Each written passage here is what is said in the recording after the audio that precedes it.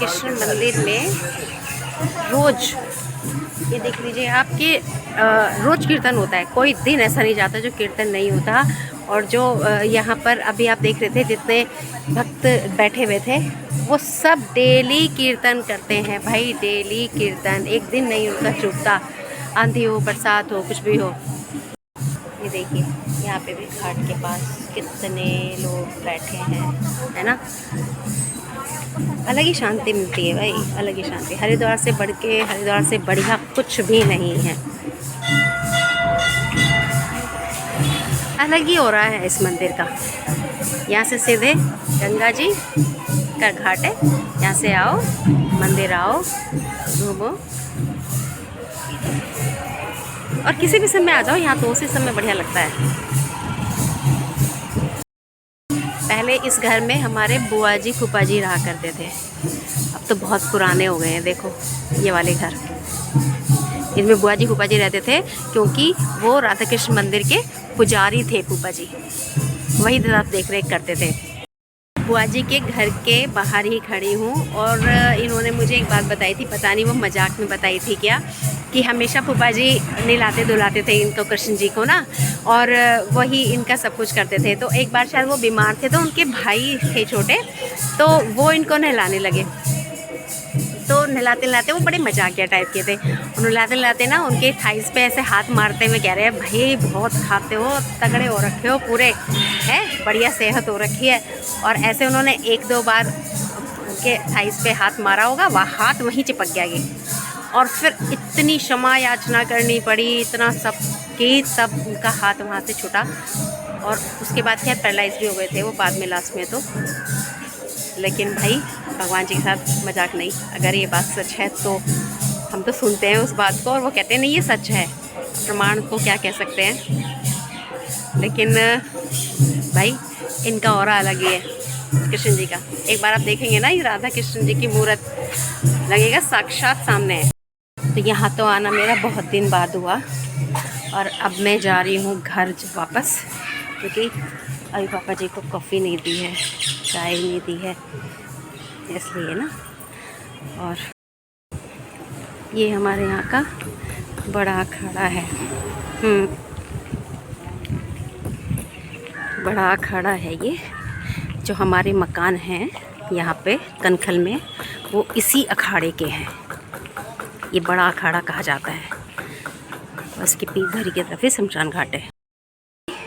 Kitchen कर दी है मैंने यहाँ वाली एकदम क्लीन, हटा दिया है सब कुछ, और ये विंडोज़ ओपन कर दी हैं, बिल्कुल वेंटिलेशन नहीं हो रहा था। और मुझे लग गई भूख और मैं अपने लिए भून रही हूँ भुट्टा, बिकॉज़ आई लव भुट्टा वेरी मच। मुझे भुट्टा बहुत पसंद है भाई, जब तक दांत है तब तक तो खा लो। फिर मैंने देखा है जिन लोगों को भी भुट्टा पसंद होता है ना, दांत ना होने पे बड़ी मुश्किल पड़ती है, जी पूरा ललचाता है। मुझे लग रहा है एक दिन मेरा भी ऐसे समय आएगा अगर ज़िंदा रही तो। मिसरपुर में हमारे घर के पास ना एक अम्मा जी थी, अब तो उनकी डेथ हो गई। तो पहाड़ों दादी जी कहते थे हम उनको, पहाड़पुर की थी वो। तो उनको भी मतलब मेरी तरह भुट्टा खाने का बेहद शुरू से ही बहुत शौक था, वो बताती थी जैसा। तो अभी भी वो, क्योंकि उनके मुंह में कोई दांत नहीं था ना, उन्होंने कभी जॉब ना लगवाया होगा, तो वो क्या करती थी कि ना जब वैसे भुट्टों का दिन आता था, भुट्टा भुनता था तो अपने लिए भी ज़रूर भुनवाती थी, उबल रहे तो अपने लिए भी ज़रूर उबलवाती थी। और उसके बाद वो भुट्टे में ना एक छोटी सी जो वो होती है ना जिसमें हम वो अदरक कूटते हैं, तो उस छोटा सा इमाम जस्ता लेके बैठी रहती थी और भुट्टे के दाने निकाल ली ऐसे ऐसे करके, और उस इमाम जस्ते में डाले, कूटा और वो अपने मुँह में पपोलती रहती थी। मैंने कहा आप क्या पपोलती रहती हो हर समय अपने मुँह में? तो कहती थी कुकड़ी खाऊं मैं, कुकड़ी मुझे बहुत पसंद है कुकड़ी। और वारे दांत नहीं रहे मेरे, कुकड़ी भी ना खाऊं, मैं तो खाऊंगी ज़रूर। बब्बो जब तक जिंदा हो कुकुड़ी नहीं छोड़ने की, चाहे मुंह में दांत ना हो और चाहे पेट में हाथ ना हो, पर कुकुड़ी जरूर खाऊंगी भाई। बहुत जिंदा दिल थी वो। तो भाई मेरा भी यही कुछ हाल है कि मुझे भुट्टा बहुत पसंद है। तो अब आइडिया मिल गया है पहाड़ दादी जी से, अब मैं भी भुट्टा ऐसे ही खाऊंगी। मुंह में दांत नहीं रहेंगे ना अगर, तो भी मैं कूट कूट के भुट्टा खाऊंगी। जिंदा रही तो भुट्टा जरूर खाऊंगी। तो हम दोनों ने चाय पी ली है, बाहर बैठे हैं अब हम, नीचे की सड़क का आनंद ले रहे हैं। यात्री आ रहे हैं जा रहे हैं, क्योंकि हमारा जो ये मकान है ये दक्ष मंदिर रोड पर है और यहाँ पर 24 घंटे यात्री आता जाता रहता है, बड़ी रौनक रहती है। तो कुंदरू बनाने हैं, कुंदरू पापा जी को बहुत पसंद आया था जो मैंने बनाई, और आज पापा जी को मम्मी की बहुत याद आ रही है। पापा जी के मुंह से सुनवाती हूँ क्या कह रहे थे, है ना। क्या लगता है आपको रात को जब आप सोते हो तो क्या लगता है? जैसे वो है। अच्छा, कैसे हाथ घुमाता हूँ, हाँ, पत्ते बार करता हूँ, और किसी भी खिड़की देखता हूँ, नहीं है वो आता हूँ। इधर भी एक ही व्यक्ति गया, बड़ा संसार सुना हो गया, एकदम सुना हो गया। होता है पापा जी, नेचुरल है ये बात। दिन भर अकेला करके रहता हूँ, इसके जो मैं किराए को कहीं देता हूँ, इसका मकसद यही है कि कोई बच्चे भीड़ भगती मेरे काम आया, मेरे साथ निकालने रहता हूँ 21-22। तो भाई पापा जी तो ऐसे सो जाते हैं, मतलब 1-2 घंटा जगे, फिर 1 घंटा सो गए, फिर 1-2 घंटा जगे और 1 घंटा सो गए। मैं आती हूँ ठीक 1:45 बजे स्कूल से यहाँ पे, 1:45 बजे, 2 बजे। खाना खाने का मन तो है। खा लेना, तोरी बनाइए, खा लेना, तोरी बनाइए, मैंने तोरी। जा रहे हो? माई बनाएगा रोटी, माई?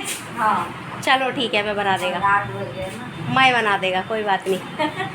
ऐश करो आप, मेरे राज में ऐश करो। Bye bye bye bye. तो गंगा आंटी गई।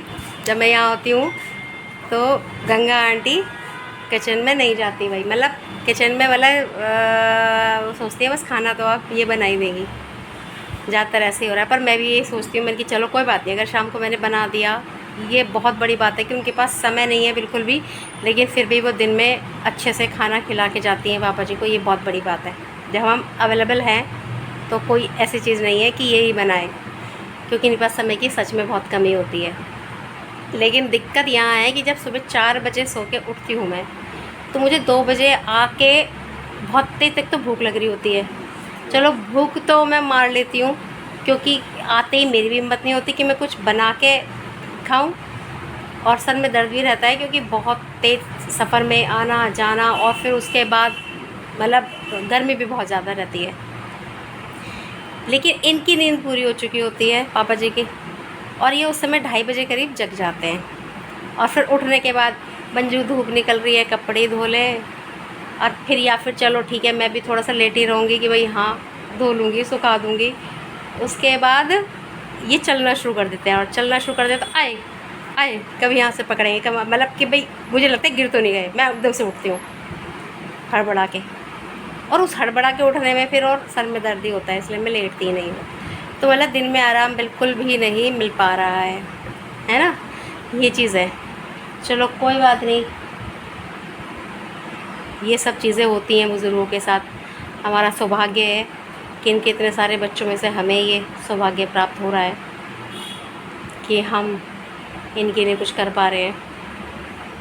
तो अब बस खाना खाएंगे हम, और करीब 10 बजे करीब यहाँ से चले जाएंगे, और वहाँ जाके मिसरपुर सो जाएंगे। यहाँ पे जीजा जी सो जाएंगे वहाँ, इसलिए क्योंकि वहाँ जाना इसलिए ज़रूरी रहता है कि तो अकेला घर रहता है, और दूसरी बात है कि वहाँ पे कम से कम मैं फिर सुबह उठ के जल्दी से जल्दी सारा जितना निपटा सकती हूँ वहाँ का काम निपटा के आती हूँ, क्योंकि फिर तो रात को ही जाना होता है।